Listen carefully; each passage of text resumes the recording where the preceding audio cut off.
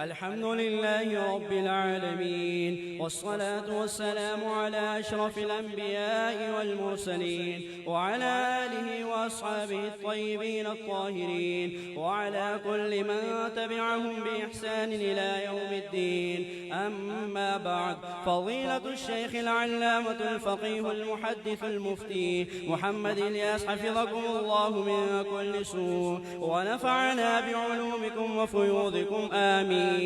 حدثكم فضيلة الشيخ العلامة الفقيه المحدث وأستاذ العلماء مولانا سليم الله خان رحمه الله، وهو عن شيخ الإسلام والمسلمين وشيخ العرب والعجم مولانا حسين أحمد المدني رحمه الله، عن شيخ الهند محمود الحسن الديوبندي رحمه الله، عن الشيوخ الكبار في الهند مولانا سيدنا وسيد العلماء محمد قاسم النانوتوي رحمه الله، والشيخ الفقيه النفس سيد الفقهاء مولانا رشيد أحمد الجنزوهي رحمه الله، عن الشيخ عبد الغني المجددي الدهلوي ثم المدني رحمه الله، عن الشهير في الآفاق الشيخ شاه محمد إسحاق الدهلوي ثم المكي رحمه الله، وعن مرجع الأسانيد الشيخ شاه عبد العزيز بن الشاه ولي الله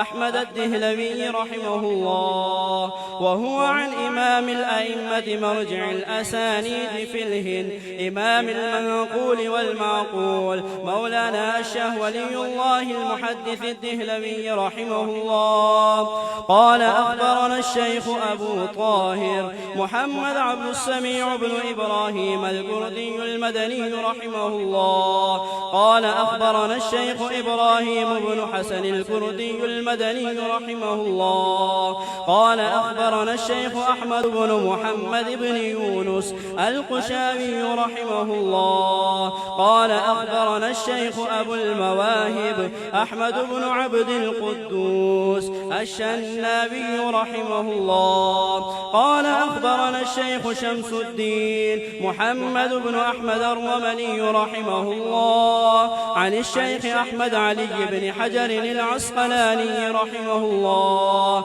عن الشيخ إبراهيم بن أحمد الترنوخي رحمه الله، عن الشيخ أبي العباس أحمد بن أبي طالب الحجار رحمه الله، عن الشيخ سراج الدين حسين بن مبارك الزبيدي رحمه الله، عن الشيخ أبي الوقت عبد الأول بن عيسى بن شعيب الهروي رحمه الله، عن الشيخ أبي الحسن عبد الرحمن بن مظفر بن محمد بن داودي رحمه الله، عن أبي محمد عبد الله بن أحمد السرخسي رحمه الله، عن أبي عبد الله محمد بن يوسف الفربري رحمه الله، عن الشيخ الإمام الهمام الحافظ الحجة أمير المؤمنين في الحديث أبي عبد الله محمد بن إسماعيل بن إبراهيم بن المغيرة بن البردسبة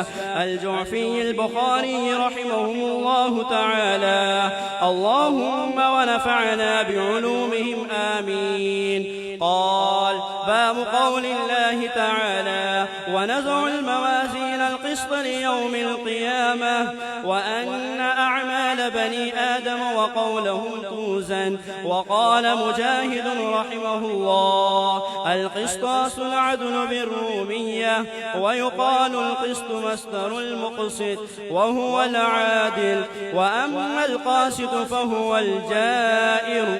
وبه قال حدثنا أحمد بن أشكاب قال حدثنا محمد بن فضيل عن عمارة بن القعقاع عن أبي زرعة عن أبي هريرة رضي الله عنه وعنهم قال: قال النبي صلى الله عليه وسلم: كلمتان حبيبتان إلى الرحمن خفيفتان على اللسان ثقيلتان في الميزان، سبحان الله وبحمده سبحان الله العظيم. بسم الله الرحمن الرحيم. अल्हम्दुलिल्लाहि रब्बिल आलमीन वस्सलातु वस्सलामु अला अशरफिल अंबिया'i वल मुरसलीन व अला आलिहि व सहबिहि अजमाइन व अला कुल्लि मन तबिअहुम बि इहसानिन इला यौमिद्दीन। अम्मा बाद। अभी अज़ीज़ तालिब इल्म ने आपके सामने असहुल कुतुबि बाद किताबिल्लाह, कुरान के बाद सबसे सही तरीन किताब बुखारी शरीफ की आखिरी हदीस और उसका बाब ऐसी सनद मुत्तसिल के साथ पढ़ा जो हमसे लेकर जनाब रसूलुल्लाह सल्लल्लाहु अलैहि वसल्लम तक ऐसा सिलसिलतुज़्ज़हब, ऐसे हर ज़माने के काबिल तरीन मुहद्दिसीन पर मुश्तमिल है कि वो अपने ज़माने का न सिर्फ मुहद्दिस था, न सिर्फ एक बहुत नेक इंसान था, बल्कि बहुत ज़्यादा उसको अल्लाह ने इल्म हदीस का नूर भी अता फरमाया था। और अल्हम्दुलिल्लाह हमें आज बहुत खुशी है और हम सब को अल्लाह का शुक्र अदा करना चाहिए कि हम ऐसे नबी हज़रत मुहम्मदुर रसूलुल्लाह सल्लल्लाहु अलैहि वसल्लम की अहादीस मुबारका का दर्स सुनने के लिए यहाँ बैठे हुए हैं कि कुरान कह रहा मा यंतिक़ु अनिल हवा इन हुवा इल्ला वह्युन यूहा, कि उस नबी की कोई बात अपनी ख्वाहिश से नहीं होती, वो एक वही होती है अल्लाह की तरफ से। कुरान भी वही है लेकिन वो वही मतलू है, उसकी तिलावत की जाती है। और अल्लाह के नबी सल्लल्लाहु अलैहि वसल्लम की अहादीस भी वही है लेकिन वो गैर मतलू है, उसकी तिलावत नहीं की जाती। ये अहादीस नबविया हज़रत अल्लामा अनवर शाह कश्मीरी रहिमहुल्लाह और इमाम अबू हनीफा रहिमहुल्लाह का कौल है, लौला सुन्ना लमा फहीमल कुरान अहद, अगर ये न होती तो कोई शख्स कुरान को नहीं समझ सकता था। हज़रत इमाम शाफ़िई रहिमहुल्लाह ने फरमाया, जमीउ मा तक़ूलुल अइम्मा शरहुन लिस्सुन्ना, ये जो फ़िक़्ह हम पढ़ते हैं, ये जो फ़िक़्ह है ये असल में हदीस की शरह है। व जमीउ मा तक़ूलुस्सुन्ना शरहुन लिलकुरान, और ये जितनी अहादीस है ये कुरान पाक की शरह है।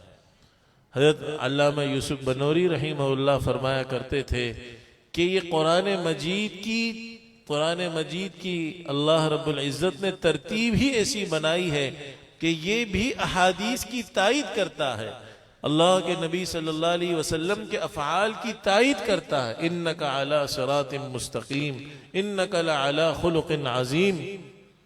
तो अल्लाह रब्बुल इज़्ज़त ने इस अज़ीम इल्म हदीस के पढ़ने पढ़ाने की तौफीक नसीब फरमाई। अल्लाह का हम शुक्र अदा करते हैं। और ये इतना अजीम मनसब है अल्लाह के नबी के अहादीस का सुनना, इसका पढ़ना, इसको याद करने की कोशिश करना। इसके लिए ज़रूरी नहीं है कि बाज़ाब्ता हम आलिम बने। जैसे अल्हम्दुलिल्लाह तकरीबन 2 साल का अरसा हुआ हमने ईशा की नमाज के मुत्तसिल बाद आवाम में भी 3 से 4 मिनट का दर्स बुखारी शरीफ शुरू किया है। फ़ज़ाइल अमाल की तालीम हर घर में होती है, हर मस्जिद में होती है। जो हदीस हमारे कानों में पहुंचे, अगर हमने उसको याद कर लिया, उसको महफूज कर लिया, उसको आगे पहुंचाने की कोशिश कर ली, तो अल्लाह के नबी सल्लल्लाहु अलैहि वसल्लम की दुआ मिल जाएगी। अब्दुल्लाह इब्न मसऊद रावी हैं, नद्दरल्लाहु इम्रअन समिअ मक़ालती, अल्लाह उस शख्स को तरो ताज़ा रखे। अल्लाह के नबी जिसके लिए दुआ दे दें तरो ताजगी की, खुशगवार जिंदगी की, कौन? जो मेरी अहादीस को सुने, उसको याद करे, उसको महफूज करे और आगे जैसे सुनी है उसी तरह पहुंचाने की कोशिश करे। एक और रिवायत में अब्दुल्लाह इब्न अब्बास रज़ियल्लाहु अन्हुमा रावी हैं, आप अलैहिस्सलाम के हाथ उठ गए एक दफा, अल्लाहुम्मा रहम खुलफाई, के अल्लाह मेरे खुलफा पर रहम फरमा। क़ील मन खुलफाउका या रसूल अल्लाह, आपसे पूछा गया रसूल अल्लाह आपके खुलफा कौन हैं? आप अलैहिस्सलातु वस्सलाम ने फरमाया मेरे खुलफा वो हैं अल्लज़ीना यहफ़ज़ून अहादीसी व युबल्लिगूनहा इलन्नास, जो मेरी अहादीस को याद करते हैं और फिर उसको लोगों तक पहुंचाते हैं। और मेरे दोस्तों, ये फजीलत क्यों नसीब ना हो ये किस महबूब के कलाम को हम पढ़ रहे हैं, पढ़ा रहे हैं, सुन रहे हैं कि जिनकी शख्सियत का यह आलम था। हज़रत अनस रज़ी अल्लाह अन्हु फरमाते हैं कि मैंने कोई दिन उससे ज्यादा हसीन नहीं देखा, खुशगवार नहीं देखा, जिस दिन अल्लाह के नबी सल्लल्लाहु अलैहि वसल्लम मदीना मुनव्वरह में दाखिल हुए। और उस दिन से ज्यादा मैंने कोई दिन तारीख नहीं देखा कि जब अल्लाह के नबी दुनिया से पर्दा फरमा गए। आप जब मदीना तशरीफ लाए, मदीने की आब व हवा मुनव्वर हो गई। आप दुनिया में तशरीफ लाए, ऐसा नूर आसमान तक बुलंद हुआ कि कैसर व कसरा के महल तक वो पहुंचा। तो जिस नबी के जिस्म का यह आलम हो, उसके पसीने का यह आलम हो कि वो इंतहाई खुशबूदार था। हज़रत उम्मे सुलैम फरमाती हैं कि मैंने एक दफा अल्लाह के नबी के पसीने को एक शीशे में भर लिया था। आपकी खाला थी, फरमाती है इतना खुशबूदार व मुअत्तर पसीना था कि मदीना मुनव्वरा की जिस लड़की की शादी होती उसकी खुशबू में वो एक कतरा अल्लाह के नबी के पसीने का मिला दिया जाता तो वो खुशबू भी ऐसी जबरदस्त हो जाती कि बाजार में उस खुशबू की कोई नजीर नहीं थी। तो जिस नबी के खुशबू पसीने के अंदर इतनी हो, जिसके पखाने में ये खुशबू हो कि जहां पर अल्लाह के नबी का बोलो बराज पड़ जाता, एक महीने तक वहां पर खुशबू आती रहती, गुजरने वाला समझ जाता कि यहाँ अल्लाह के नबी सल्लल्लाहु अलैहि वसल्लम का बोलो बराज हुआ है। इसी वजह से उलमा का इख्तिलाफ हो गया कि शायद अल्लाह के नबी का ये बोलो बराज भी पाक था। तो मेरे दोस्तों, उसकी अहादीस कितनी खूबसूरत होंगी, उसकी जिंदगी कितनी खूबसूरत होगी, उसने जो हमें जिंदगी का अंदाज बतलाया। हज़रत इमाम बुखारी रहमहुल्लाह और दीगर सिहाह सित्ता के मुसन्निफीन ने हमें अपनी किताबों में किताबुल ईमान से लेकर इबादात, मुआशरत, मामलात, अखलाक, सब जिंदगी के हर शौबे ईमानियात से शुरू करके आखिर तक हम सबको अल्हम्दुलिल्लाह पढ़ाते रहे और ये अजीज तुलबा पढ़ते रहे। आज आप सब हजरात माशाल्लाह इसकी आखिरी हदीस के दर्स के सुनने के लिए यहाँ जमा हुए हैं। इस किताब के बारे में भी मैं आपको बताऊं, आपने सुना होगा असहुल कुतुबी बादा किताबिल्लाह, इसको क्यों कहा जाता है, सबसे सही तरीन किताब क्यों है? ये जिस शख्सियत ने लिखी, ये जिसके इशारे पर लिखी, अल्लाह के नबी सल्लल्लाहु अलैहि वसल्लम ख्वाब में तशरीफ लाए और आप अलैहिस्सलातु वस्सलाम को देखा हज़रत इमाम बुखारी ने कि मेरे हाथ में एक पंखा है, मैं अल्लाह के नबी से मक्खियां उड़ा रहा हूं। तो मैंने बाज़ मुअब्बिरीन से पूछा कि इसकी क्या ताबीर है? फरमाया अंत तज़ुब्बु अन्हुल कज़िब, तुम अल्लाह के नबी सल्लल्लाहु अलैहि वसल्लम के ऊपर हदीस मुबारका में जो झूठी अहादीस लग जाती हैं तुम उनको उससे दूर करोगे और सही अहादीस को झूठी अहादीस से अलग करोगे। सुभान अल्लाह। अब आप अंदाजा लगाइए, इसके लिए इमाम बुखारी रहिमहुल्लाह ने इस बात का इरादा कर लिया कि मैं एक किताब लिखूं। और फिर उनके सफर का क्या आलम था। 12 साल की उम्र में निकल गए अपने वालिदा और अपने भाई के साथ हरमैन शरीफैन की सरजमीन पर उम्रा और हज की नीयत से 2 साल तक वहां पर रहे, वहां के उलमा से अहादीस को हासिल किया और उसके बाद वहां से चले और मुख्तलिफ दुनिया के खित्तों में सफर कर करके 17 साल के अरसे में फिर ये बुखारी शरीफ उन्होंने लिखी। अल्लामा फिरबरी उनके शागिर्द फरमाते हैं हर हदीस को लिखने से पहले अपनी किताब में गुस्ल फरमाया, 2 रकात नफिल नमाज पढ़ी, अल्लाह से खैर मांगी और इससे पहले ये जो 7275 हदीस इस किताब के अंदर है, इससे पहले 7 लाख हदीसें जमा फरमाई। 7 लाख हदीसों में से 7275 हदीसों को इस तरह गुस्ल करके नफिल पढ़ के और इसके जितने तराजिम हैं, जैसे अभी आपने अजीज तालिब इल्म की इबारत सुनी बाब कौलिल्लाह व नदउल मवाजीन अल क़िस्त लियौमिल क़ियामा, ये तर्जुमा उन्वान कहलाता है। इसको रियाजुल जन्नह में बैठकर लिखा, सैकड़ों तराजिम है। तो वो किताब कितनी कीमती होगी, वो कितनी अजीम किताब होगी। अल्हम्दुलिल्लाह जिसके दर्स को सुनने के लिए आज हम सब यहाँ पर जमा हुए हैं। तो ये जो सनद अजीज तालिब इल्म ने अभी पढ़ी, मैं इस सनद के बारे में आपको हज़रत अब्दुल्लाह इब्न मुबारक रहिमहुल्लाह का कौल सुनाता हूँ। अब्दुल्लाह इब्न मुबारक रहिमहुल्लाह फरमाया करते थे, अल इस्नादु मिनद्दीन, ये सनद दीन का एक बहुत बड़ा हिस्सा है।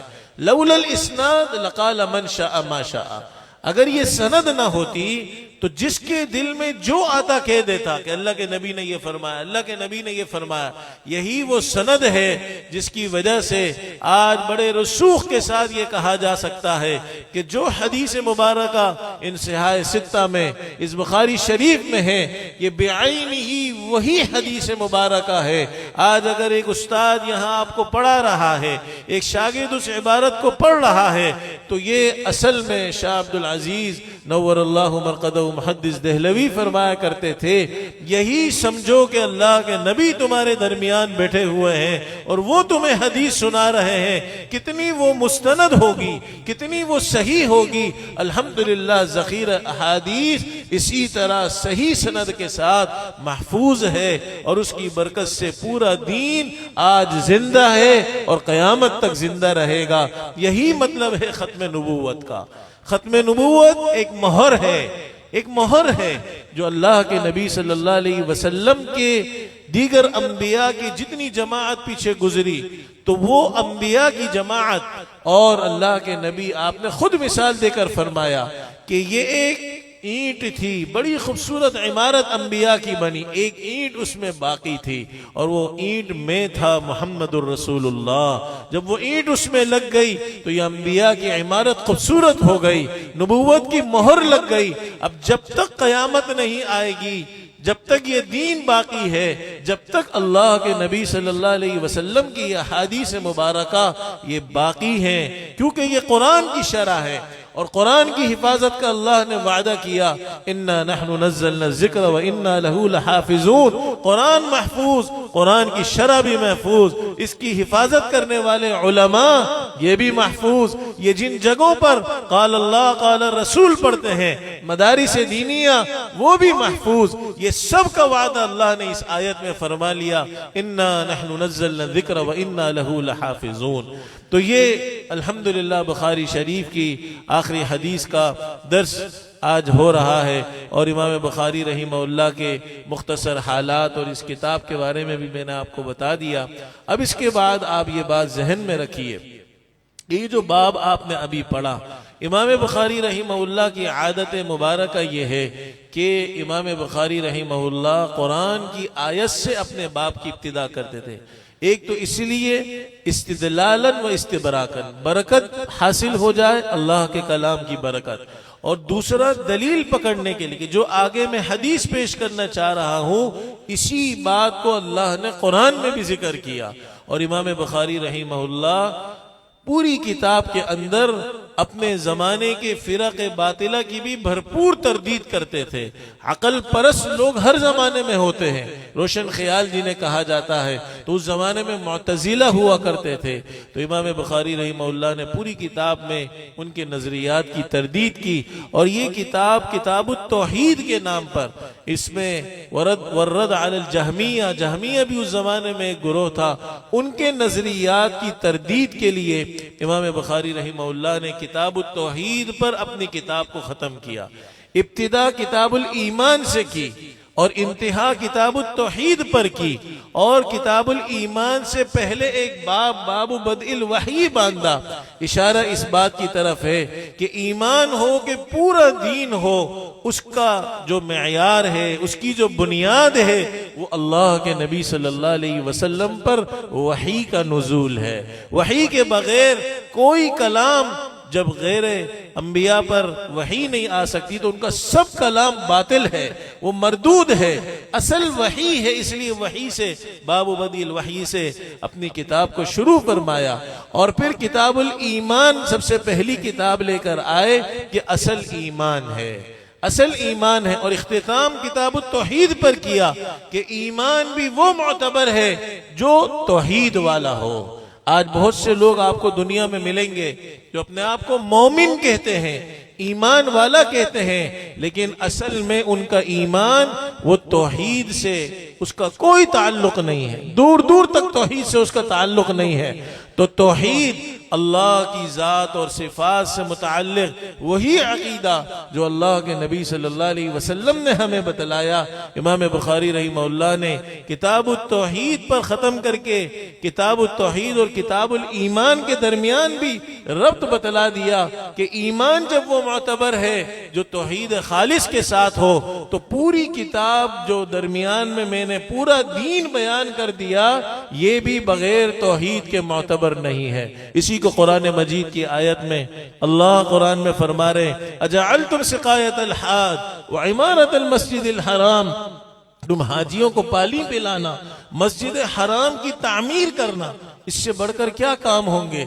अल्लाह फरमा रहे बगैर ईमान के तुम मुशरिकीन ये काम करते हो, तुम्हारा ये अमल ऐसा नहीं हो सकता कि बराबर हो जाए कमन आमन बिल्लाहि वल यौमिल आखिर वजाहद फी सबीलिल्लाह। तो असल तौहीद है। अल्लाह रब्बुल इज्जत हम सबको भाई इस तौहीद पर इस्तिकामत भी नसीब फरमाए और हम सबका खात्मा भी इसी तौहीद खालिस के साथ फरमाए। फिर इमाम बुखारी रहमहुल्लाह ने सबसे पहली हदीस जो जिक्र फरमाई वो हदीस इन्नमल अअमालु बिन्नियात थी कि अपनी नियतों को खालिस रखो, हिजरत जैसा ही अमल क्यों ना हो और कितना ही दूसरा कोई ऊंचा अमल ना हो, अगर तुम्हारी नियत खालिस नहीं है तो फिर उसका अजर तुम्हें नहीं मिल सकता। तो किताब की इब्तिदा इन्नमल अअमालु बिन्नियात से की और किताब का इख्तिताम वज़्न अमाल से किया। इशारा इस बात की तरफ है कि अगर अपने अमाल में वजन पैदा करना चाहते हो तो जो मैंने शुरू में हदीस बयान की थी कि अपनी नियतों को खालिस रखो, इसका एहतमाम तुम्हें करना होगा। जब इसका एहतमाम करोगे तो तुम्हारे अमाल के अंदर इंशाअल्लाह वजन होगा। तो पहली किताबुल ईमान की भी किताबुत तौहीद से रब्त वाज़े हो गया और हदीस इन्नमल अअमालु बिन्नियात का भी वज़्न अमाल की हदीस से रब्त वाज़े हो गया। इमाम बुखारी ने इस रब्त का पूरी किताब में बहुत एहतमाम रखा। जैसे कुरान के 30 पारे हैं, इस किताब बुखारी शरीफ के भी 30 पारे हैं, 30 अज्जा हैं। इमाम बुखारी रहमहुल्लाह ने कुरान की मुनासबत का भी बहुत ख्याल रखा, कुरान के तर्ज का भी बहुत ख्याल रखा, कुरान की आयतों को भी बार बार जिक्र किया। इशारा इस बात की तरफ भी है कि सिर्फ हदीस पढ़ने पढ़ाने के बाद ये मत समझ लेना कि तुम कुरान से मुस्तगनी हो गए। कुरान पढ़ने वाले ये न समझ लें कि हम हदीस से मुस्तगनी हैं। ये कुरान और हदीस दोनों वही हैं और दोनों का खुलासा और समझ जमीउ मा तक़ूलुहुल अइम्मा जो फुक़हाए उम्मत ने हमें बतलाया है वो कुरान और हदीस ही की शरह है। ये फ़िक़्ह अलग से कोई चीज़ नहीं है। जो आज बहुत से लोग कहते हैं बस कुरान हदीस को मानो, बस कुरान हदीस की समझ ही भाई ये फ़िक़्ह है। कुरान हदीस हमें क्या कह रहा है ये बात हमें अइम्मा ने बतलाई, इसी का नाम फ़िक़्ह है। तो अल्लाह हमें दीन के ये जो माखिज़ हैं कुरान हदीस फ़िक़्ह और इनको बतलाने वाले उलमाए उम्मत उनसे जुड़ने की भी तौफीक नसीब फरमाए और इसको समझकर अपनी जिंदगियां गुजारने की तौफीक नसीब फरमाए।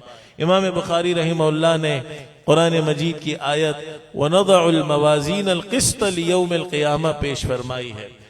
इस बाब के तर्जुमतुल बाब के 2 जुज़ हैं। पहले जुज़ कुरान मजीद की आयत को पेश किया जिसमें अल्लाह रब्बुल इज़्ज़त फरमा रहे हैं कि हम क़यामत के दिन इंसाफ की तराजुएं कायम फरमाएंगे। अब ये मवाज़ीन तो मीज़ान की जमा है।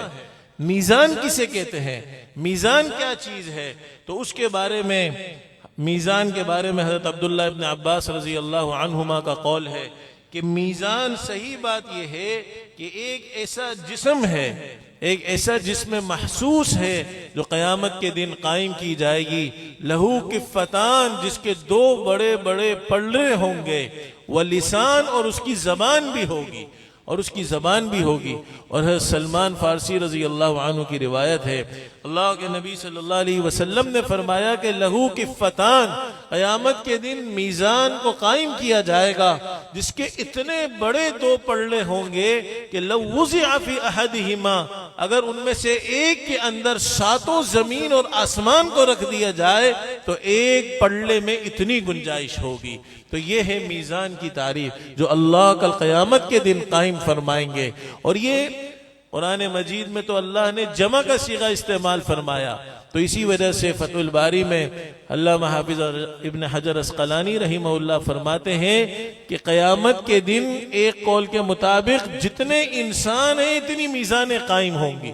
हर इंसान के लिए अलग तराजू, हर इंसान के लिए अलग तराजू, हर इंसान के लिए अलग तराजू। इसीलिए अल्लाह मवाजीन फरमा रहे कि कई मीज़ानें क़यामत के दिन कायम होंगी। और दूसरा कौल इसमें यह है कि जो सही तरीन कौल है कि क़यामत के दिन एक ही मीज़ान कायम होगी और उसकी पैमाइश इतनी ज़्यादा होगी, इतनी ज़्यादा होगी, जैसे मैंने अर्ज किया कि उसमें सातों ज़मीन और आसमान आ सकते होंगे। फिर जो जमा का सीगा इस्तेमाल किया गया वो इस एतबार से कि मुख्तलिफ किस्म के लोग हैं, मुख्तलिफ किस्म के अमाल हैं, इस एतबार से फरमाया कि मीज़ान कायम होगी। अल्लाह ने तफखीम के लिए फरमाया मीज़ान कायम होगी, गोया कि ये बहुत बड़ी अजमत वाला, जैसे कई मीज़ानें हो तो उसकी अजमत को बयान करने के लिए तफखीम के तौर पर अरबी में उसे कहा जाता है, जमा का सीगा इस्तेमाल किया गया। तो बहरहाल एक मीज़ान हो या कई मवाजीन हो, अमाल का वजन तो होगा।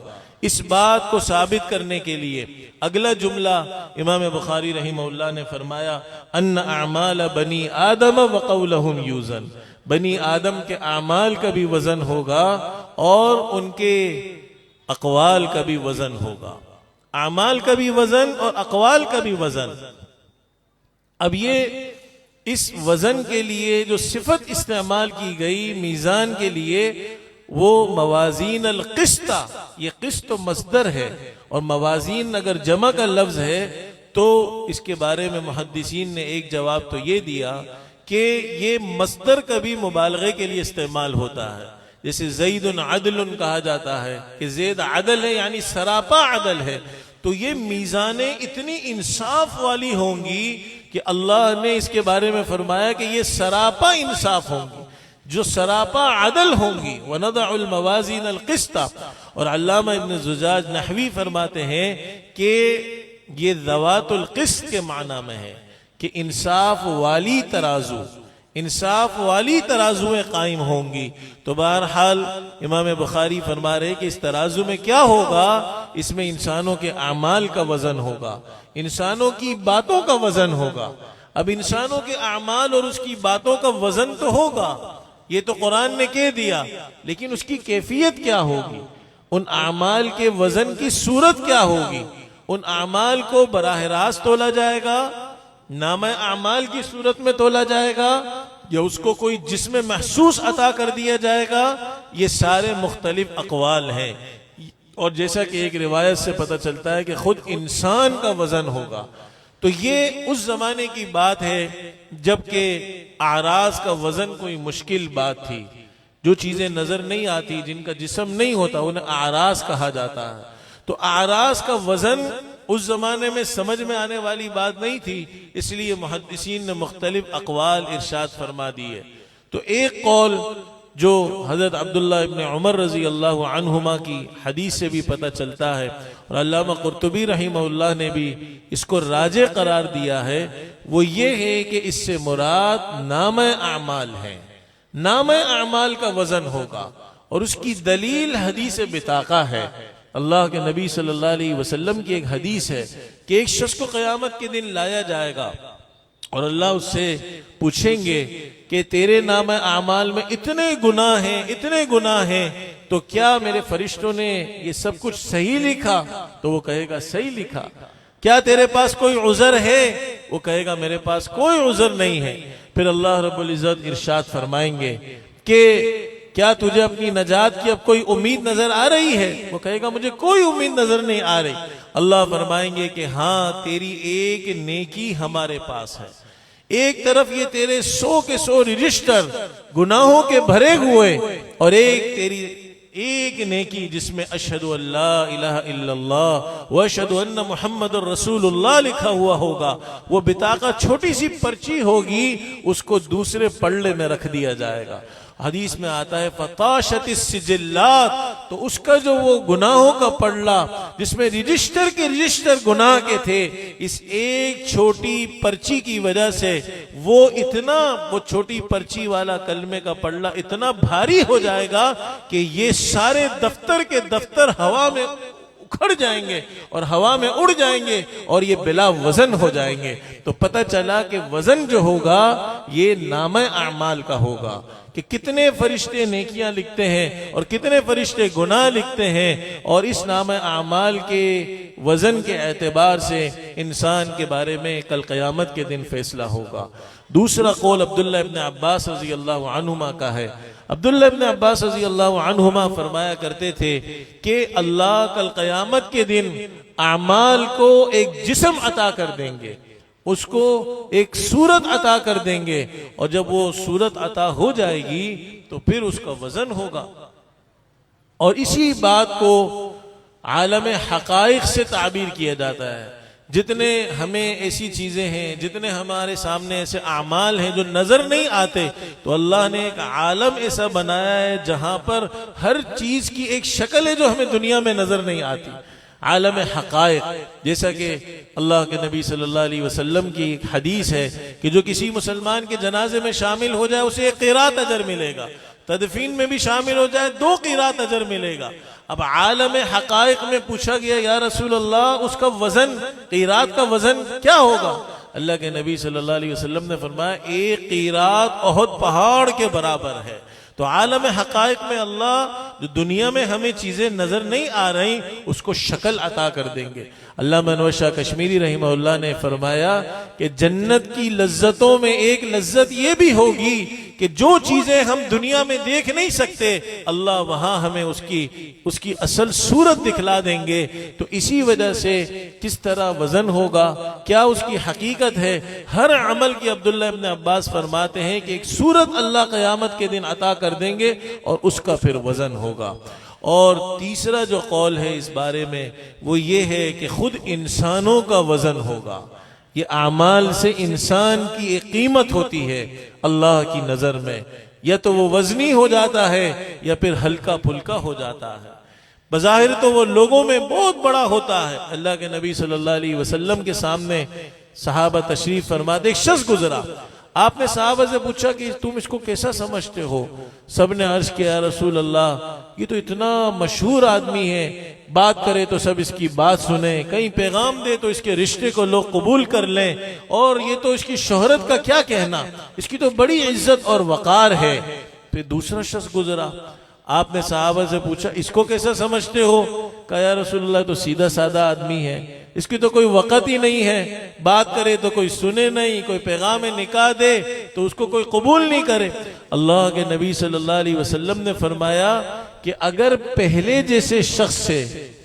जैसा शख्स जिसको तुम कह रहे हो कि वो बड़ा मशहूर और कीमती और इज्जत वाला आदमी है, सारी दुनिया भी भर जाए तो अल्लाह की नजर में इस दूसरे शख्स के बराबर नहीं हो सकती जो जिसकी तुम्हारी नजर में कोई औकात नहीं है।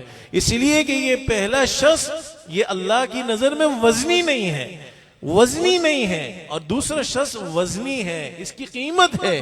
इसी के बारे में हदीस पाक एक साफ दलालत करती है, लयाति रजुलुस समीन, क़यामत के दिन एक मोटा ताजा भरकम भरा हुआ जिस्म वाले शख्स को लाया जाएगा, और जब उसे मीज़ान अदल में बिठाया जाएगा तो मच्छर के पर के बराबर भी उसका वजन नहीं होगा। तो इस हदीस से पता चलता है कि आमाल से इंसान का अपना एक वजन अल्लाह के यहाँ कायम होता है, उसकी एक कीमत कायम होती है। बहरहाल ये 3 कौल मैंने अर्ज किए। आमाल को शक्लें दी जाएंगी, अब्दुल्लाह इब्न अब्बास रज़ी अल्लाह अन्हुमा का कौल है। अल्लामा कुर्तुबी ने फरमाया सहाइफुल आमाल का वजन होगा, अब्दुल्लाह इब्न उमर की रिवायत और हदीस बिताका इस पर दलालत करती है। और तीसरा कौल मैंने आपको बताया इंसानों का वजन होगा। इमाम बुखारी रहमहुल्लाह ने इन तीनों कौल में अपनी एक कौल की तायीद की है, और वो ये कि ये तावीलात करने की जरूरत नहीं है, खुद अमाल का वजन होगा। अन्ना अमाल बनी आदम व कौलहुम यूज़न, और अल्लाह इस पर कादिर है, अल्लाह इस पर कादिर है कि जो चीजें हमें नजर नहीं आ रही उसका वजन कल क़यामत के दिन कायम हो जाए। आज हरारत है, बुरूदत है और डिग्री सेंटीग्रेड, इतनी सर्दी है, इतनी गर्मी है, तो ये चीजें भी हमें नजर नहीं आती, तो हमारे आमाल का वजन भी कल क़यामत के दिन उस अल्लाह के लिए कोई मुश्किल नहीं है। बराह रास्त इन आमाल का भी वजन होगा और इन अक़वाल का भी वजन होगा। ये इमाम बुखारी रहिमहुल्लाह ने राजे करार दिया। अब ये आमाल में वजन कैसे कायम होगा, ये एक बहुत बड़ा सवाल है। आमाल का वजन तो होगा। अपनी किताब में इमाम बुखारी रहिमहुल्लाह ने, जैसा कि बाज़ मुहद्दिसीन फरमाते हैं, अपने कश्फ के जरिए अल्लाह ने उनको इल्हाम कर दिया था, कश्फ फरमा दिया था कि आपने जो किताब लिखी है इसको पढ़कर तुलबा आलिम कहलाएंगे और उनको उलमा कहा जाएगा। तो इमाम बुखारी जाते जाते हमें सबक दे रहे हैं कि इतनी तुमने किताबें पढ़ी, इतनी अहादीस नबविया पढ़ी, अब फिक्र इस बात की करो कि तुम्हारे आमाल के अंदर वजन हो। इसलिए कि निरा इल्म काफी नहीं है। निरा इल्म तो शैतान के पास सबसे ज्यादा है, सबसे ज्यादा है। अल्लाह के नबी सल्लल्लाहु अलैहि वसल्लम ने इसी वजह से इल्म नाफिअ की दुआ हमें सिखलाई कि अल्लाह से इल्म नाफिअ मांगो। जमजम पीकर हम जो दुआ पढ़ते हैं, अल्लाहुम्मा इन्नी असअलुका इल्मन नाफिअ व रिज़्क़न वासिअ व शिफ़ाअन मिन कुल्लि दा, और पनाह मांगी अल्लाह से, ए अल्लाह मैं पनाह मांगता हूँ ऐसे इल्म से जो नफा ना दे, ऐसे दिल से जो डरे नहीं, ऐसी आंख से जो बहे नहीं, तो पनाह मांगी ऐसे इल्म से जो नफा ना दे। तो इल्म, निरा इल्म शैतान के पास सबसे ज्यादा क्यों है? इसलिए कि उसने सारे अंबिया की किताबें पढ़ी हैं।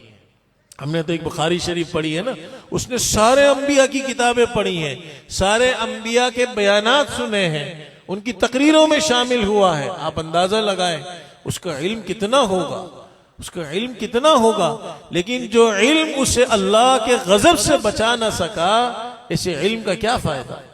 तो निरा इल्म काफी नहीं है, असल इल्म इल्म नाफे है।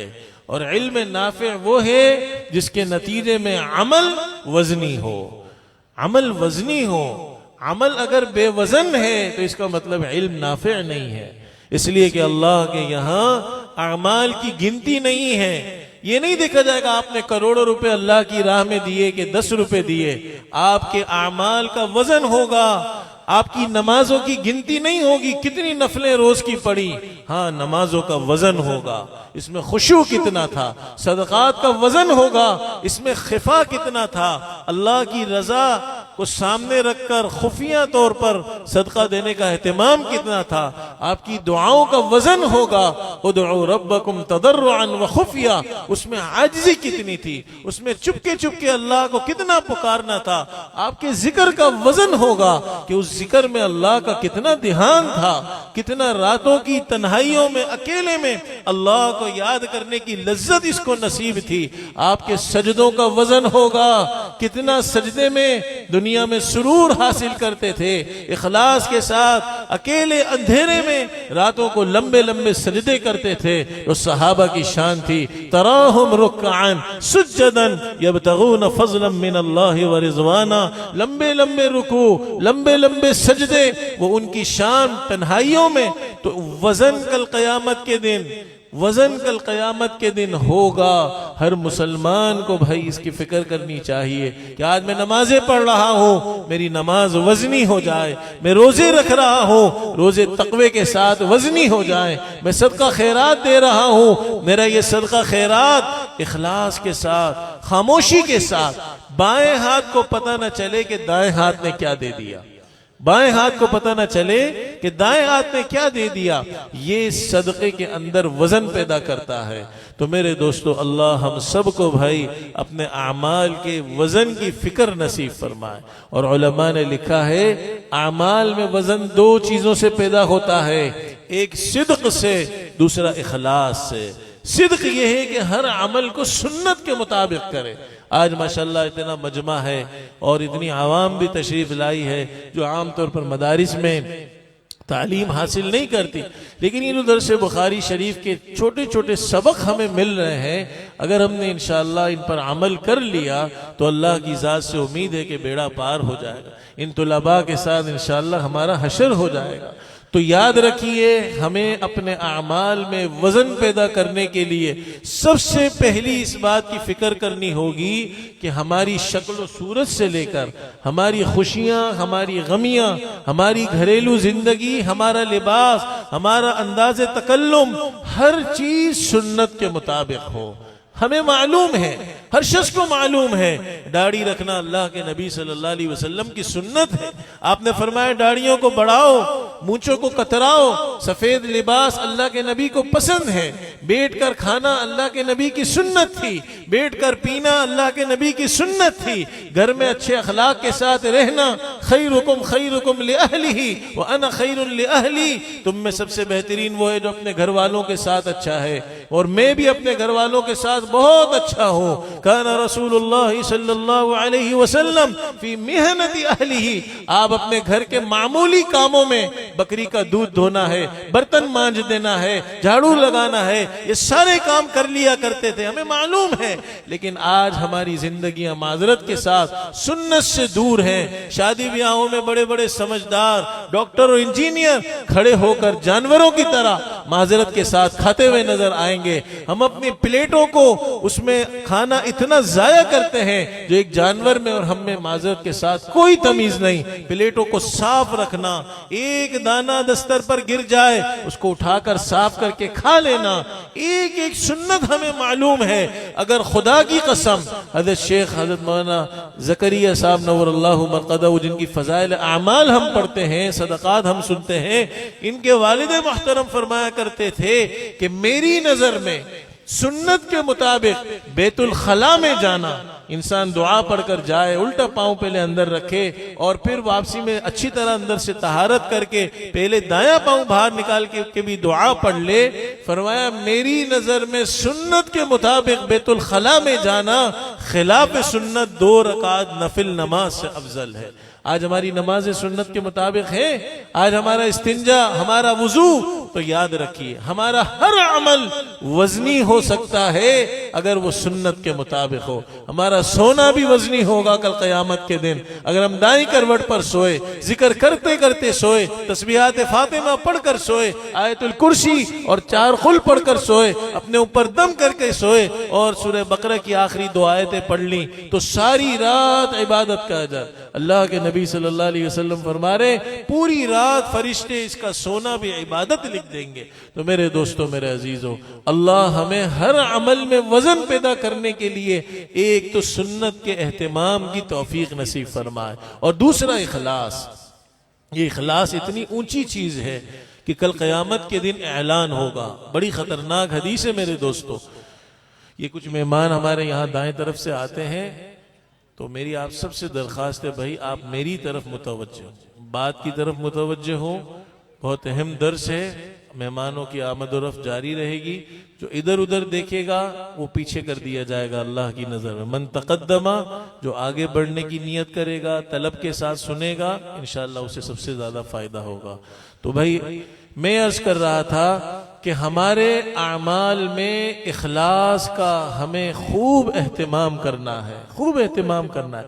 पढ़ने पढ़ाने से लेकर जिंदगी के हर मोड़ पर अल्लाह के फजल से हमें सदका खैरात की तौफीक मिलती है, हमें दूसरे अच्छे कामों की तौफीक मिलती है, रिश्तेदारों के साथ सिला रहमी की तौफीक मिलती है।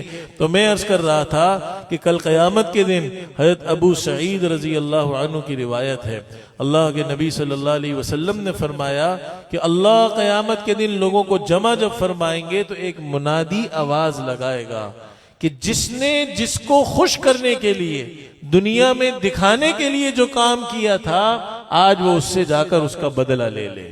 इसलिए कि अल्लाह फरमा रहे हैं अना अगना शुरकाए अन शिरकी, कि मैं सब शरीकों के शिरक से बहुत मुस्तगनी हूँ। तुमने दुनिया में रिया करके लोगों को मेरे साथ शरीक किया, ये रियाकारी शिरक खफी है।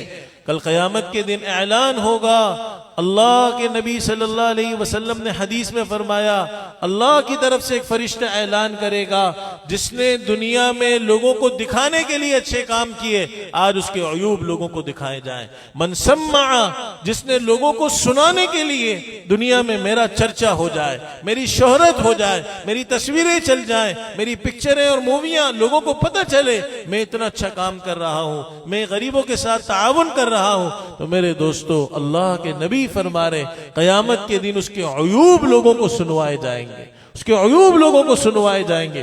हजरत अमीर मुआविया जो खलीफा बने तो उन्होंने उम्मुल मोमिनीन आयशा रजी अल्लाह अन्हा को एक छोटी सी दरखास्त लिखी। फरमाया, मुझे अल्लाह के नबी की एक ऐसी वसीयत आप मुझे कर दीजिए जो मेरी पूरे खिलाफत के लिए काफी हो, पूरे खिलाफत के मामूलात में वो हदीस मेरे लिए काफी हो। और ये भी फरमाया, ला तुक्सिरी, ज्यादा नसीहतें नहीं कीजिएगा, मुख्तसर। सुभान अल्लाह। उम्मुल मोमिनीन आयशा रजी अल्लाह अन्हा ने एक सतर की हदीस लिखकर भेज दी, मनिल तमस रिज़ल्लाहि बिसखतिन नास कफाहुल्लाहु मुअनतन नास व मनिल तमस रिज़न नास बिसखतिल्लाह वक्कलहुल्लाहु इलन नास वस्सलाम। क्या फरमाया, जो अल्लाह की रजा का तालिब होता है, अल्लाह को खुश करने का जज्बा उसके अंदर होता है, लोगों की नाराजगी की परवाह नहीं करता, हक बात को कहने में लोगों की नाराजगी की परवाह नहीं करता, शादी ब्याहों में सुन्नत के मुताबिक सादगी के साथ करने में लोगों की मलामत की परवाह नहीं करता, अपनी शक्लों के ऊपर, चेहरों पर दाढ़ियां सजाने, अपनी लिबास को सुन्नत के मुताबिक बनाने, खातून हया की चादर को सर पर डालने में वो अल्लाह की रजा की तालिब होती है, लोगों की नाराजगी की परवाह नहीं करता, तो अल्लाह लोगों की ईजाओं से, उनकी बातों से, उनके मजाक और तमस्खर से खुद बराह रास्त काफी हो जाते हैं और उसकी कफायत कर जाते हैं। और फरमाया, जो लोगों को खुश करने के चक्कर में रहता है, अल्लाह को नाराज करके, तो अल्लाह फिर लोगों के ही उसको सुपुर्द कर देते हैं। आज इसको खुश किया, ये भी खुश नहीं हुआ, इसलिए कि खुश कौन करता है, घरों में सुकून कौन लाता है, कहो भाई अल्लाह। अगर लोगों को खुश करते रहे अल्लाह को नाराज करके, न ऐसी शादी ब्याहें हमें खुश कर सकती हैं, न लोगों की हम शादी ब्याहों में जाते हैं, सैकड़ों खाने, सैकड़ों खुशियों के असबाब, फिर भी लोगों की जबान पर ज्यादा डिशें होती हैं, तो भी हम लोगों की बातों को सुनते हैं, बड़ा ताज्जुब होता है। और अल्लाह दिखाता है, अल्लाह को नाराज किया, इसराफ किया, दिखलावा किया, इतनी आइटम थी, समझ ही नहीं आई क्या खाए, ये बातें भी लोग करते हैं। तो भाई बात यह है कि फिर अल्लाह लोगों को ही सुपुर्द कर देते हैं। आज इसको खुश करो अल्लाह नाराज, कल इसको खुश करो अल्लाह नाराज। और एक और हदीस अल्लाह के नबी सल्लल्लाहु अलैहि वसल्लम ने फरमाया, हज़रत अबू सईद खुदरी रजी अल्लाह अन्हु की रिवायत है कि अगर कोई किसी चट्टान के अंदर छुप कर भी कोई अमल करेगा, अच्छा हो या बुरा, किसी कोने बंद कमरे के अंदर भी कोई अमल करेगा, अच्छा या बुरा, तो उसका असर भी अल्लाह लोगों के सामने जाहिर कर देंगे। अच्छी बात होगी, इखलास के साथ करेगा, खुद लोगों के दिल में अल्लाह मोहब्बत डाल देंगे। बुरी बात होगी, चाहे लोगों के सामने वो मुअज़्ज़ज़ बनता फिरे, अल्लाह लोगों के दिलों में उसकी नफरत डाल देंगे। तो भाई असल इखलास है, तो सिद्क भी हो और इखलास भी हो, तो इंशाअल्लाह आमाल में वजन होगा।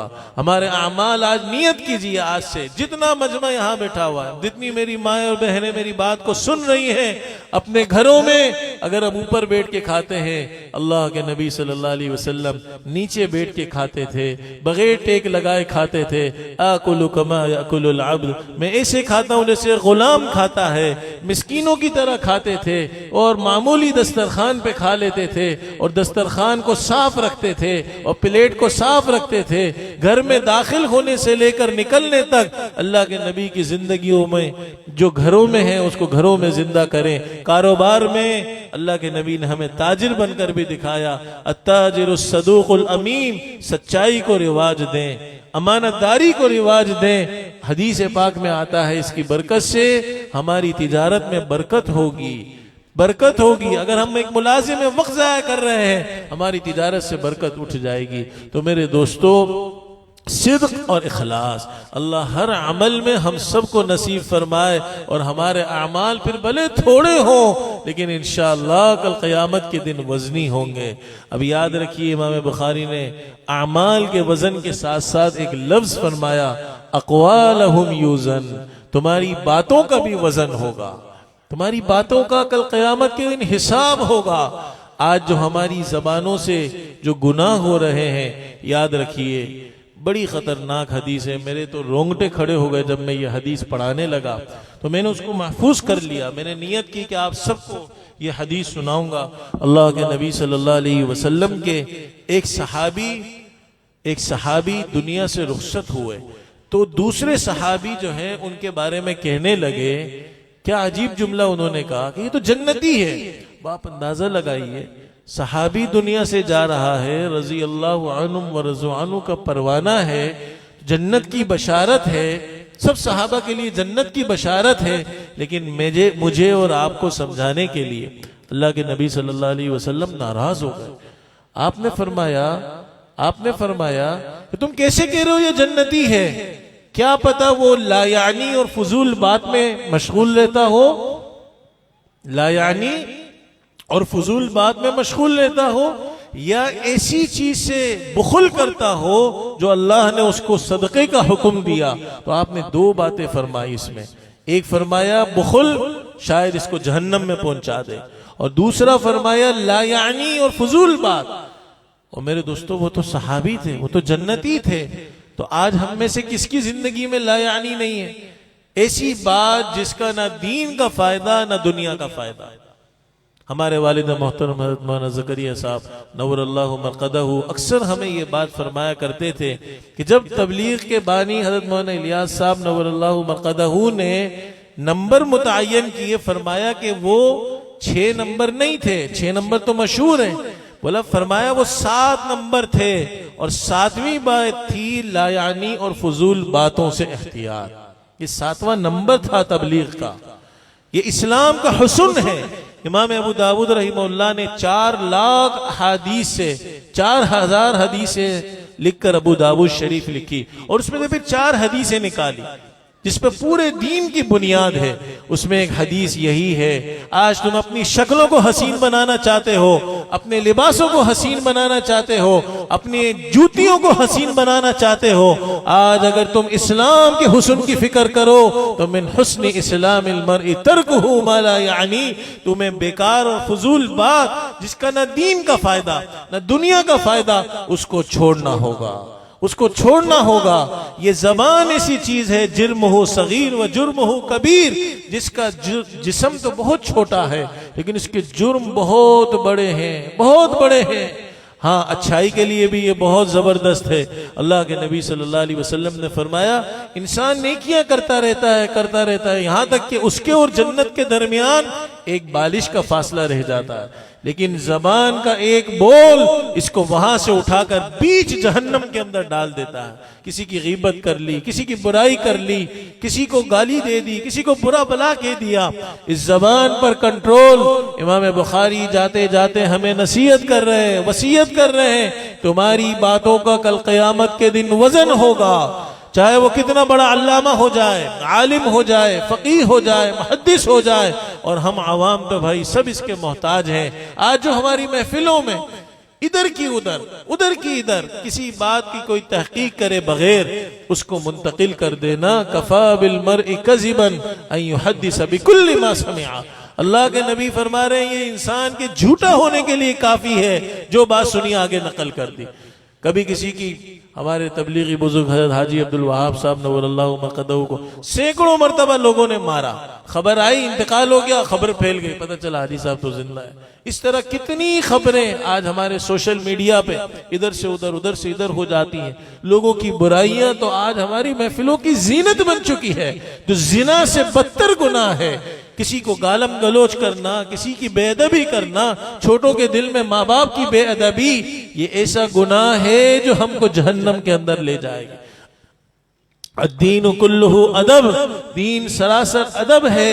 आप अलैहिस्सलाम से कोई पूछता, या रसूल अल्लाह सबसे ऊंचा अमल बतला दीजिए, सबसे ऊंचा अमल बतला दीजिए। आप एक ही बात फरमाते, बाज़ औक़ात अपनी जबान की हिफाजत करो। तो एक दफा सहाबा की महफिल लगी हुई थी, एक एक अमल सहाबा ने गिनवाए। या रसूल अल्लाह सबसे ऊंचा अमल अल्लाह की नजर में नमाज नहीं? आपने फरमाया इससे भी ऊंचा अमल है। ज़कात नहीं, इससे भी ऊंचा अमल। जिहाद नहीं, आपने फरमाया इससे भी ऊंचा अमल है। सुभान अल्लाह। फिर आपने अपनी ज़बान पकड़कर फरमाया इसकी हिफाजत, इसकी हिफाजत, इसकी हिफाजत, ये जिहाद फी सबीलिल्लाह से भी अफजल है, जिहाद फी सबीलिल्लाह से भी अफजल है। तो सहाबा ने पूछा या रसूल अल्लाह क्या इस जबान की वजह से भी कोई जहन्नम में जाएगा? आपने फरमाया हल युकब्बुन्नासु अला मनाखिरिहिम इल्ला हसाइदु अलसिनतिहिम, कयामत के दिन लोगों को ऊंधे मुंह घसीट कर जहन्नम में डालने वाली चीज ये इंसान की जबान की खेतियां होंगी। और खेती से क्यों ताबीर किया? तो मुहद्दिसीन फरमाते हैं दरांती से जब माली खेती को काटता है तो खुश्क और तर हर किस्म की घास को वो काट देता है। तो जबान से जब हम बोलते हैं अच्छे बुरे हर तरह की खेती जो हमारी जबान की है, फरमाया बड़े बड़े नमाजी, रोजेदार, हाजी और सदका देने वाले और अल्लामा, अल्लाह हम सब की हिफाजत फरमाए और हमारी आवाम में लोगों को नेक समझा जाए। हम सबको डरना चाहिए। अल्लाह बचाए हमारी जबानों के बोल ऊंधे मुंह घसीट कर जहन्नम में हमें ना ले जाए। इसलिए इमाम बुखारी रहीमहुल्लाह ने हमें तंबीह कर दिया कि तुम्हारी बातों का वजन होगा।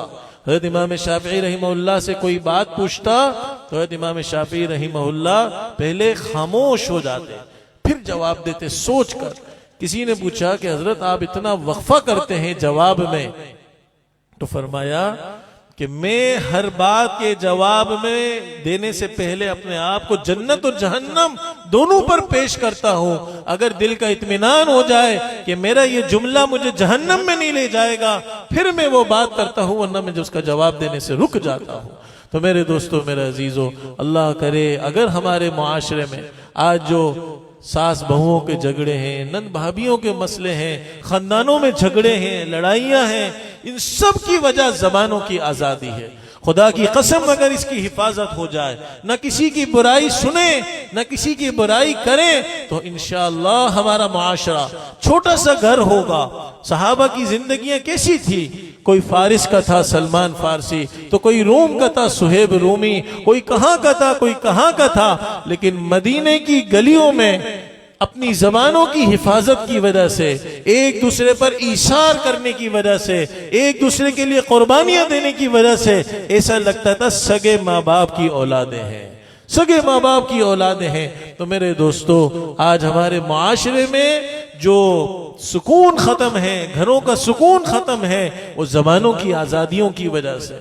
ऐसा बोलना हो अल्लाह करे कि कल क़यामत के दिन कोई हमारी शिकायत करे अल्लाह के सामने। इंसान को इस बात से डरना चाहिए, कोई बड़ा कोई जालिम आज अपनी जुल्म की वजह से, अपनी ताकत की वजह से, अपनी जबान से ऐसी बातें कर रहा है कि ये क्या कर सकता है। एक गुलाम अल्लाह के नबी सल्लल्लाहु अलैहि वसल्लम के जमाने में उसका आका उसको सजाएं दिया करता था।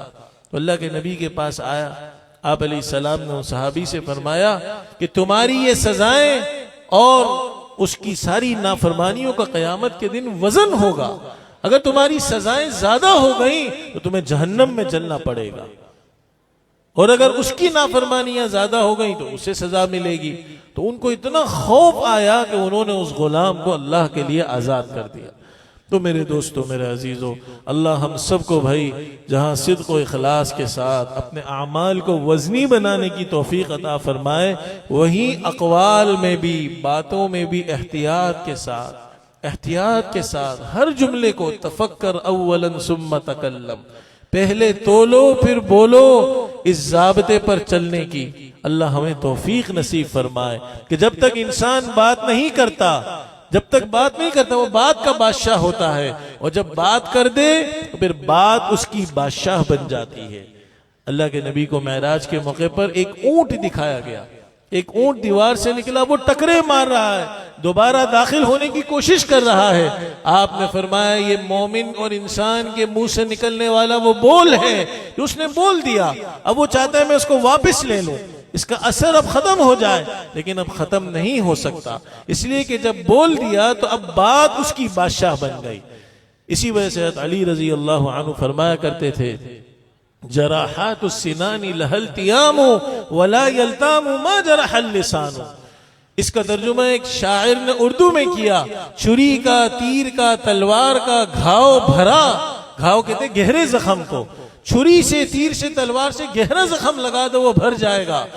छुरी का, तीर का, तलवार का घाव भरा, लगा जो जख्म ज़बां का, रहा हमेशा हरा।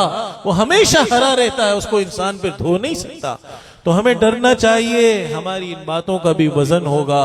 अल्लाह इन बातों के कल क़यामत के दिन नुकसानात से, उसकी सज़ाओं से हमारे मर्दों को, हमारी ख़वातीन को, हमारे उलमा को, हम सबको भाई अल्लाह रब्बुल इज़्ज़त महफूज फरमाए। इसके बाद इमाम बुखारी रहमहुल्लाह ने अपनी आदत के मुताबिक कुरान मजीद की एक आयत की तफसीर पेश करते हुए वज़िनू बिल क़िस्तासिल मुस्तक़ीम में फरमाया, वक़ाल मुजाहिद अल क़िस्तास अल अदल बिर रूमिया, कि क़िस्तास के माना रूमी ज़बान में अदल के आते हैं। और ये सिर्फ शरअ नहीं है, इससे इमाम बुखारी ने एक मसले की तरफ भी इशारा कर दिया। वो मसला क्या है कि कुरान मजीद के बारे में अल्लाह फरमा रहे हैं कि इस कुरान को हमने अरबी ज़बान में उतारा है। तो क्या कुरान मजीद में कोई अल्फाज ऐसे भी हैं जो दूसरी ज़बानों के लिए हुए हैं? तो हज़रत इमाम शाफ़िई रहमहुल्लाह का कौल ये है कि कुरान मजीद के अंदर, जैसा कि इमाम बुखारी रहमहुल्लाह ने फरमाया कि रूमी ज़बान के अल्फाज भी हैं। इमाम शाफ़िई फरमाते हैं कोई रूमी ज़बान, कोई दूसरी ज़बान का लफ्ज़ नहीं है। कुरान मजीद में जब वो अल्लाह का कलाम बन गया तो वो अरबी बन गया, वो अरबी हो गया। लेकिन इमाम बुखारी रहमहुल्लाह की राय ये है कि रूमी ज़बान के कुछ कुछ अल्फाज कुरान मजीद में मौजूद हैं। रूमी ज़बान के कुछ कुछ अल्फाज कुरान मजीद में मौजूद हैं और दूसरी ज़बानों के भी मौजूद हैं। और सही बात यह है कि तरादुफ़ लुगात एक इस्तिलाह है कि एक लफ्ज़ कई ज़बानों में मुस्तअमल हो। अब जैसे तन्नूर का लफ्ज़ है, ये उर्दू में भी बोला जाता है, कुरान में भी अल्लाह फरमा रहे फारत तन्नूर। तो तन्नूर का लफ्ज़ अरबी भी है, वो हिंदी भी है, वो फारसी भी है। तो ऐसा हो सकता है कि एक लफ्ज़ कई ज़बानों के अंदर हो।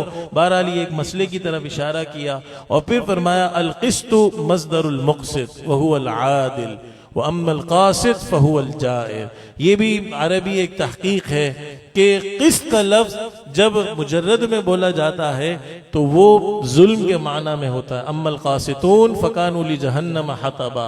और जब ये मजीद फ़ी में चला जाता है बाब फ़आल के अंदर तो ये अदल व इंसाफ के माना में होता है। इसी वजह से यहाँ पर जो अल्लाह ने व नज़उल मवाज़ीन अल क़िस्त में फरमाया तो फरमाया कि ये क़िस्त मस्दरुल मुक़सित है का मतलब यही है कि ये मस्दरुल मस्दर है। तो बहरहाल ये एक ऐसा लफ्ज़ है कि जो जुल्म के माना में भी इस्तेमाल होता है और जब मजीद फ़ी में चला जाए तो उलमा समझते हैं अदल के माना में भी इस्तेमाल होता है। इस सिलसिले में एक वाक़या हज़रत सईद बिन जुबैर रहमहुल्लाह जो बहुत बड़े ताबिई थे, हज्जाज इब्न यूसुफ को जालिम कहा करते थे। तो हज्जाज ने उनके कत्ल का इरादा कर लिया, इतने उसने उलमा शहीद किए थे, लेकिन ये आखिर तक हक बात से नहीं फिरे, आखिर तक हक बात से नहीं फिरे। तो जो कत्ल करने वाले लोग थे उन्होंने एक दफा आखिर में उनसे सवाल कर लिया कि आप बतलाइए हज्जाज के बारे में आपकी क्या राय है। तो सईद इब्न जुबैर रहमहुल्लाह ने फरमाया क़ासितुन आदिलुन, क़ासितुन आदिलुन। तो ये भागे भागे दौड़े दौड़े गए कि भाई वो तो आपकी तारीफ कर रहा है। हज्जाज से कहा कि सईद इब्न जुबैर तो आपको क़ासित भी कह रहे हैं, आपको आदिल भी कह रहे हैं। तो हजरत सईद इब्न जुबैर के इस जुमले को हज्जाज तो बहुत बड़ा आलिम भी था, उसने कहा नहीं, मुझे क़ासित कहा है लेकिन अम्मल क़ासितून फ़कानू ली जहन्नम हतबा का आदिल के माना में नहीं कहा, जालिम के माना में कहा है। और आदिल भी जो कहा बलिल्लज़ीन कफ़रू बिरब्बिहिम यादिलून, तो आदिल के एक माना मुशरिक के भी आते हैं। तो उसने मुझे जहन्नमी और मुशरिक कहा है, उड़ाओ उसकी गर्दन। तो बहरहाल हज़रत इमाम बुखारी रहमहुल्लाह फरमा रहे हैं, इसकी तहक़ीक़ में ये एक जुमला था जो मैंने अर्ज़ कर दिया। इसके बाद हदीस पेश की है और अपने उस्ताद अहमद इब्न इश्काब और अशकाब दोनों पढ़ सकते हैं, उसकी रिवायत पेश की है। इमाम बुखारी रहमहुल्लाह ने, जैसे मैंने अर्ज़ किया, हज़ारों उलमा से हदीस हासिल की। ये सबसे आखिरी उस्ताद थे अहमद इब्न इश्काब। तो बुखारी शरीफ में भी जो उन्होंने आखिरी हदीस नकल की वो अहमद इब्न इश्काब की नकल की, बावजूद कि ये गरीब है अपनी सनद के एतबार से। इशारा इस बात की तरफ कि ये मेरी जिंदगी के असातिज़ा की अहादीस में से जो आखिरी हदीस, आखिरी उस्ताद की आखिरी हदीस जो है वो अहमद इब्न इश्काब की है, उसको नकल कर रहे हैं। हद्दसना मुहम्मद इब्न फुदैल अन उमारत इब्न अल-क़अक़ा अन अबी ज़ुरअ अन अबी हुरैरा रज़ियल्लाहु अन्हु क़ाल क़ाल अन्नबी सल्लल्लाहु अलैहि वसल्लम कलिमतानि हबीबतानि इलर रहमान खफीफतानि अलल लिसान सकीलतानि फिल मीज़ान सुब्हानल्लाहि व बिहम्दिही सुब्हानल्लाहिल अज़ीम। कलिमतान, ये कलिमे का लफ्ज अरबी में इसम, फ़ेल, हर्फ और जुमला सब पर बोला जाता है। शेखुल हिंद रहीमहुल्लाह के ज़माने में एक ईसाई पादरी ने मुनाजरे का ऐलान किया और उसकी दलील क्या थी कि ईसा कलीमतुल्लाह है, ईसा कलीमतुल्लाह। शेखुल हिंद ने कहा कोई मसला नहीं, सबको जमा कर लिया। अब उसने कहा इसका क्या जवाब है, ईसा कलीमतुल्लाह है कि नहीं है?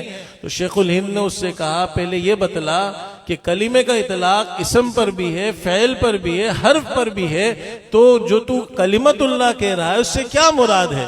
तो उसकी बीवी ने कहा भाई तू हार गया और वो मुनाजरा शेखुल हिंद जीत गए। तो कलीमतान से मुराद यहाँ पर कलाम है, दो जुमले ऐसे हैं जो हबीबतानी इलर रहमान, जो रहमान को महबूब है, रहमान को महबूब है। क्या मतलब? इसके पढ़ने वाले को अल्लाह अपना महबूब बना लेते हैं। और अल्लाह के महबूब बनाने का मतलब क्या होता है? महब्बतुल्लाहि लिइबादिही का मतलब क्या होता है? अल्लाह फला बंदे से मोहब्बत करते हैं। अल्लामा माज़री रहिमहुल्लाह फरमाते हैं अल्लाह के किसी बंदे से मोहब्बत करने का मतलब ये है अल्लाह उसको नेकियों का अजर देंगे, उसको गुनाहों की सजा से महफूज फरमा लेंगे और अल्लाह उसको उसकी इताअत पर इस्तिकामत अता करेंगे। तो अल्लाह के महबूब बनने का मतलब इंशाअल्लाह जब इताअत पर इस्तिकामत है तो जो ये जुमले कसरत से पढ़ेगा अल्लाह का महबूब बन जाएगा, इंशाअल्लाह उसका खातिमा ईमान पर होगा। अब जब अल्लाह के महबूब हैं ये दो जुमले तो बज़ाहिर वहम होता है कि जबान पर भी बहुत भारी होंगे। फरमाया खफीफतानी अलल लिसान, जबान पर बहुत हल्के हैं, कोई फ़िल भी इसमें नहीं, जुमला इस्मिया है। अब जबान पर हल्के हैं तो शायद मीज़ान अदल में भी हल्के हों। फरमाया नहीं, सकीलतानी फिल मीज़ान, मीज़ान अदल में भारी है।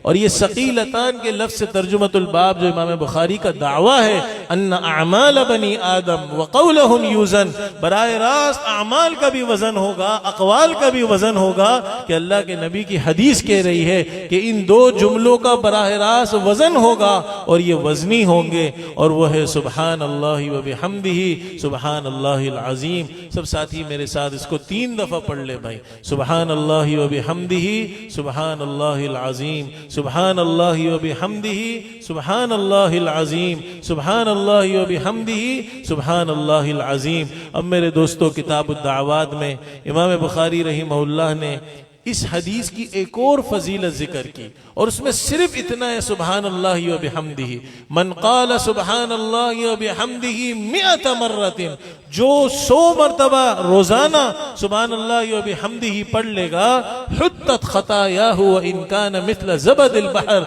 समंदर के झाग के बराबर भी गुनाह होंगे, अल्लाह उसके गुनाह धो डालेंगे। अब इन दो जुमलों की क्या ऐसी फजीलत है?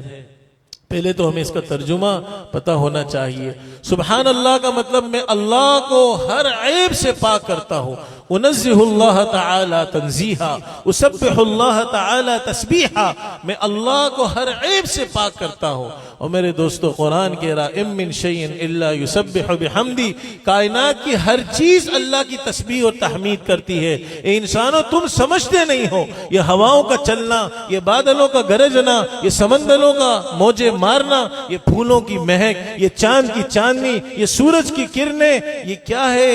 ये अल्लाह की तस्बीह है। अगर एक इंसान दिन में 100 मरतबा भी सुबहान अल्लाह व बिहम्दिही न पढ़ सका तो क्या हुआ? क्या हुआ मेरे दोस्तों? वो जानवर से बदतर हो गया, वो पहाड़ों से नीचे हो गया, वो समंदरों से कम हो गया, उसकी कीमत दरख्तों से कम हो गई, इसलिए कि वो सब सुबहान अल्लाह व बिहम्दिही पढ़ते हैं और आज हमारे पास वक्त नहीं है। तो आज नियत कीजिए इंशाअल्लाह रोजाना 100 मरतबा सुबहान अल्लाह व बिहम्दिही सुबहान अल्लाहिल अज़ीम पढ़ना है। और अगर ये तस्बीह फजर की 2 सुन्नतों और फर्ज के दरमियान हो जाए, अल्लाह के नबी सल्लल्लाहु अलैहि वसल्लम ने एक मुफलिस सहाबी से फरमाया मुफलिस सहाबी सुब्हानल्लाह व बिहम्दिही सुब्हानल्लाहिल अज़ीम अस्तगफिरुल्लाह भी साथ मिला ले तो फरमाया अल्लाह के नबी ने कि अल्लाह तुझे गनी कर देगा। तो मेरे दोस्तों, अल्लाह इस तस्बीह के एहतिमाम की भी हमें तौफीक नसीब फरमाए। तो व बिहम्दिही का मतलब सुब्हानल्लाह का मैंने अर्ज किया, अल्लाह को हम हर ऐब से पाक कर रहे हैं। इसे कहा जाता है सिफात जलाल। और अल्लाह के लिए हर अच्छी सिफत को साबित करना। बिहम्दिही का मतलब मुतलब्बिसन बिहम्दिही, मेरी ये तस्बीह अल्लाह की तारीफ के साथ मिली हुई है कि अल्लाह तमाम अच्छी तारीफात की जामिअ ज़ात है। तो ये अल्लाह के लिए सिफात कमाल को साबित करना। और सिफात जलाल और सिफात कमाल जब बंदा दोनों का एहतमाम अल्लाह के लिए कर देता है, और अल्लाह के आपको मालूम है सिफाती नाम कितने ज्यादा हैं, जब ये छोटा सा जुमला पढ़ लिया तो अल्लाह के तमाम सिफाती नाम, चाहे वो जलाली हो चाहे वो जमाली हो, जिसके आखिरी आयत जिस पर दलालत कर रही है सूरतुर रहमान की, तबारक अस्मु रब्बिका दिल जलाली वल इकराम। दिल जलाल का मतलब अल्लाह की ज़ात सिफात सल्बी वाली भी है, अल्लाह की ज़ात सिफात तारीफ की सिफात की भी अहल है। तो सिफात जलाली और सिफात इस्बाती जितनी भी है, जब इंसान उन दोनों का मजमुआ कर लेता है तो उससे उसके दिल में अल्लाह की मोहब्बत कायम हो जाती है। जब अल्लाह का नाम लेंगे और इन दोनों सिफात के साथ करेंगे, हज़रत डॉक्टर अब्दुल हई आरिफी रहमहुल्लाह का ये जुमला आपको सुना के बस अपनी बात ख़त्म करता हूँ। फरमाया कि इस जुमले की तासीर ये है कि सुबहान अल्लाह व बिहम्दिही से इंसान के दिल में अल्लाह की मोहब्बत कायम होगी। और सुबहान अल्लाहिल अज़ीम का जो जुमला है ये अल्लाह की अज़मत और खौफ पर दलालत करता है, इससे अल्लाह का खौफ दिल में कायम होगा। और मोमिन की शान यही है कि उसका दिल अल्लाह की मोहब्बत से भी भरा हो, ताकि नेकियां उसके लिए आसान हो। रातों की ठंडक में उठकर तहज्जुद के लंबे लंबे सजदे उसके लिए आसान हो, अल्लाह के सामने आहोजारी करना उसके लिए आसान हो। हुकूकुल इबाद में अच्छे अखलाक, जिसका कल क़यामत के दिन सबसे ज्यादा वजन होगा, ये दुनिया वालों की मोहब्बत हमें उस पर नहीं उभारेगी, अल्लाह की मोहब्बत उस पर उभारेगी। और दूसरी शान ये है कि उसके दिल में अल्लाह का खौफ हो, हर गुनाह से अपने को बचाने वाला हो। और जब ये खौफ और मोहब्बत दोनों जमा हो जाते हैं, इसका नाम खशियत है, जो उलमा की शान अल्लाह कुरान में बयान फरमा रहे, इन्नमा यख्शल्लाह मिन इबादिहिल उलमा, कि जो उलमा हैं वो अल्लाह से खशियत करते हैं, यानी अल्लाह से मोहब्बत का भी हक अदा करते हैं और अल्लाह से डरने का भी हक अदा करते हैं। अब एक सवाल जो अहम है कि बहुत से उलमा ऐसे नहीं होते, और दूसरा सवाल बहुत सी आवाम, हमारे बहुत से सूफी तबलीग में जाते हैं माशाल्लाह, वो मैं अपने इन तुलबा से कभी कहता हूँ कि वो आपसे तहज्जुद में नमाजों में आगे बढ़ जाते हैं। तो ये कुरान तो कह रहा है कि उलमा के दिल में खशियत होती है।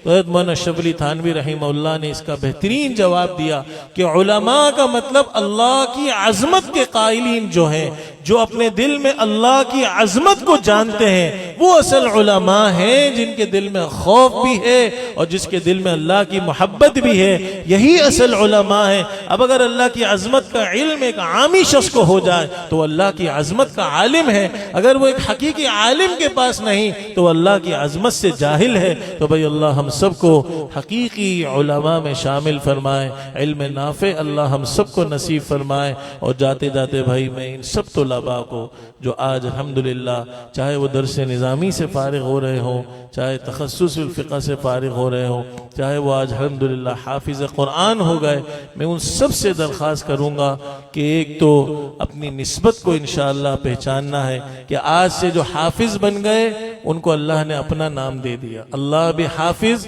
और ये हाफिज कुरान हो गए। आज से जो आलिम बन गए ये अल्लाह ने अंबिया के विरासत का उन्हें नाइब बना दिया। तो अल्लाह भाई इन उलमा को, इन मुफ्ती हजरात को, इन हुफ़ाज़ को अपनी निस्बतों की लाज रखने की तौफीक नसीब फरमाए। और उनके ये माँ बाप और सरपरस्त बहुत मुबारक हैं, उन्हें अल्लाह ने चुना है, उनके बच्चों को चुना है। और हमारे वालिद साहब नव्वरल्लाहु मरक़दहू, हमारे दादा जान ने उन्हें पूरी कोशिश की कि किसी तरह डॉक्टर बना दें, किसी तरह डॉक्टर बना। हर साल फरमाते थे कि बेटा 1 साल बस और पढ़ लो, 1 साल और पढ़ लो। लेकिन हर साल हमारे वालिद साहब फरमाते थे नहीं मुझे हाफिज बनना है, नहीं मुझे आलिम बनना है। तो एक ज़माने में हमारे वालिद साहब फरमाते रायविंड से उलमा अकाबिरीन उस ज़माने के तशरीफ़ लाए, वालिद साहब उनको अपने घर ले गए। तो उन अकाबिरीन ने हमारे दादा से एक बात कही हमारे वालिद साहब के बारे में, फरमाया कि अल्लाह जब किसी से खुश होता है ना, किसी माँ बाप से खुश होता है, तो उसकी औलाद को दुनिया की कोई नेमत देने के बजाय दीन की और इल्म की नेमत दे देता है। फिर फरमाया आपकी कोई नेकी ऐसी है, हमारे दादा से फरमाया कि अल्लाह ने आपके बेटे को इस इल्म के लिए कबूल कर लिया है, इसका शौक है, इसको करने दो। तो भाई अल्लाह से दुआ है, अल्लाह हमारे वालिद मोहतरम जो इस इदारे के बानी भी थे, हमारे भी उस्ताद थे, सैकड़ों उलमा के उस्ताद थे, अल्लाह उनको आज के दिन और ता क़यामत सुबह क़यामत हरान हर घड़ी अल्लाह उनको अपनी क़ब्र में करवट करवट राहतें नसीब फरमाए। और अल्लाह रब्बुल इज़्ज़त हमारे जितने अकाबिरीन मशाइख़ बुजुर्गान दीन जो दुनिया से रुखसत हो गए, आज हम उनके नाम तो नहीं ले सकते, बहुत बड़ी फहरिस्त है, लेकिन दो दावत नामों में आपने देखा हमारे शेखुल हदीस हज़रत मौलाना सलीमुल्लाह खान साहब नव्वरल्लाहु मरक़दहू जो फरमाया करते थे कि मैं रातों की तन्हाइयों के खुसूसी लम्हात में तुम्हारे इस मदरसे के लिए दुआ करता हूँ। आज मुझे अल्लाह की ज़ात से बहुत उम्मीद है कि उनकी रूह भी बहुत खुश हो रही होगी। हज़रत मौलाना उनके साहबजादे डॉक्टर आदिल खान शहीद और भी जो हमारे असातिज़ा मशाइख़ ता क़यामत जो फैज़ जारी होगा, अल्लाह से दुआ है अल्लाह उन सब के लिए, ख़ास तौर पर हज़रत इमाम बुखारी रहिमहुल्लाह के लिए, तमाम सहाबा के लिए, हमारे इस इदारे को, इन तुलबा के पढ़ने पढ़ाने को सदक़ा जारिया फरमाए। और जितने मुअज़्ज़ज़ मेहमान हैं जो तशरीफ़ आज लाए हैं, सबको उनकी आमद पर मैं खुश आमदीद भी कहता हूँ। व आखिर दावाना अनिल हम्दुलिल्लाहि रब्बिल आलमीन।